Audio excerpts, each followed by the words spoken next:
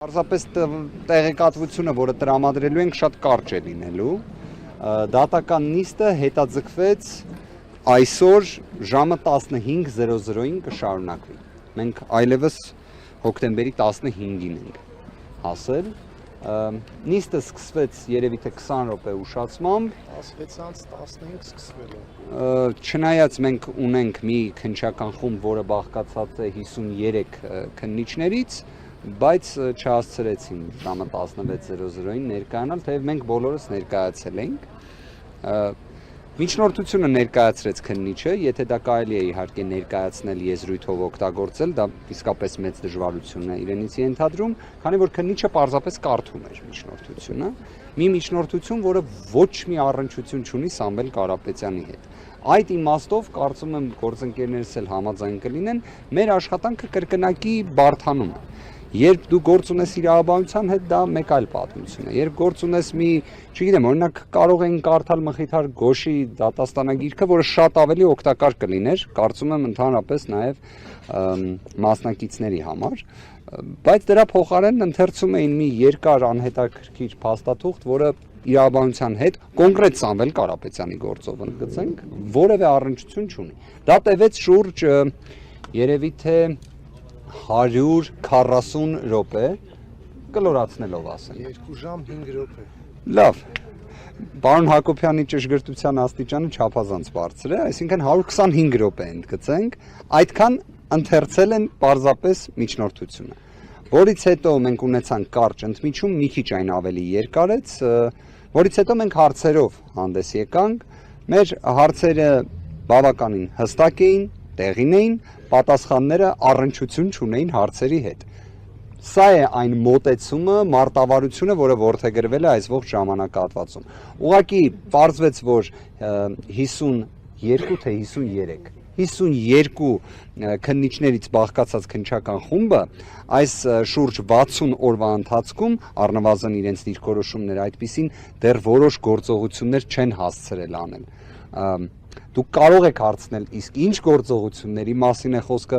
բացարձակ պատկերացում չունենք, որտեղ դրանք կրկին Սամվել Կարապետյանին չեն վերաբերում։ Ինչևէ, բոլոր հարցադրումները հնչեցրեցինք, այնուհետև վաղը կսկսվի այն փուլը դատավարության, երբ պաշտպանության կողմն է ներկայացնելու իր դիրքորոշումը։ Իդեպ պարոն Ամստերդամը եւս մասնակցում էր դատական նիստին, բավականին հետաքրքիր հարցադրումներ ներկայացրեց, քննիչի պատասխանները կրկին հարցադրումների հետ առնչություն չունեին։ Ենթադրենք օրինակ հարց հնչեց, իսկ լավ, դուք օրինակ կոչերի հետ կապված այս մեղադրանքը ինչից ելնելով եք փորձել կառուցել։ Հիշեցման կարգով պարզապես նշենք, որ այս տարի Սամվել Կարապետյանի հայրն էր մահացել եւ հունիսի 17-ին, երբ Սամվել Կարապետյանը գտնվում էր Հայաստանում, 40-ի արարողությանն էր մասնակցում, դա էր հիմնական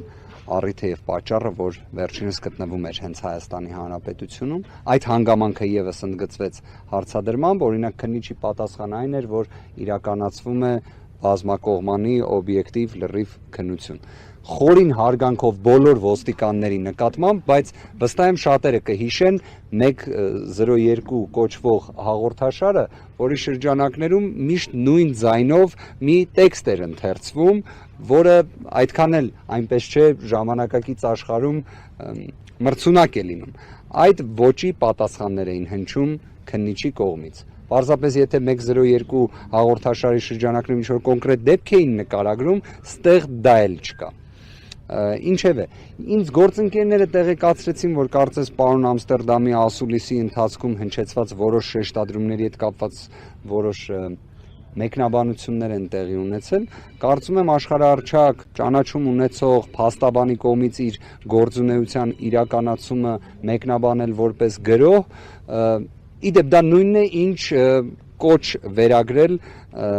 Սամվել Կարապետյանին։ Մենք պարոն Ամստերդամին կտեղեկացնենք, որ չի բացառվում, որ իր նկատմամբ էլ կարող է օրինակ կոչի հետ կապված մեղադրանք առաջադրվի, չենք կարող բացառել։ Սա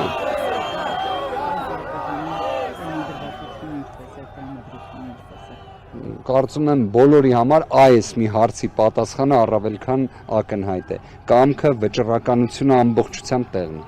Ամբողջությամբ։ Լավ եզրույթ է։ Մի քիչ իհարկե հիմա կասեն, մարտական, բա կոչը եւ այլ, դե ամեն դեպքում աբսուրդի իրականության մեջ ենք, մարտական է, վճռական է տեղն է։ Դե հիմա մարտնչում ենք քրեական վարույթ իրականացնող մարմնի դեմ։ Ինչ որ իմաստով այո, իդեպ մենք բոլորս պաշտպաններից, առաջինը պարոն Հակոբյանն էր դա արել, մենք կոչով հանդես ենք գալիս,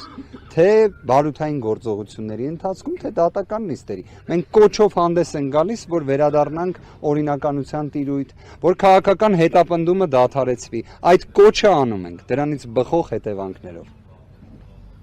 Այսքանը, Ժորժ ջան, ձեզ ենք շնորհակալ։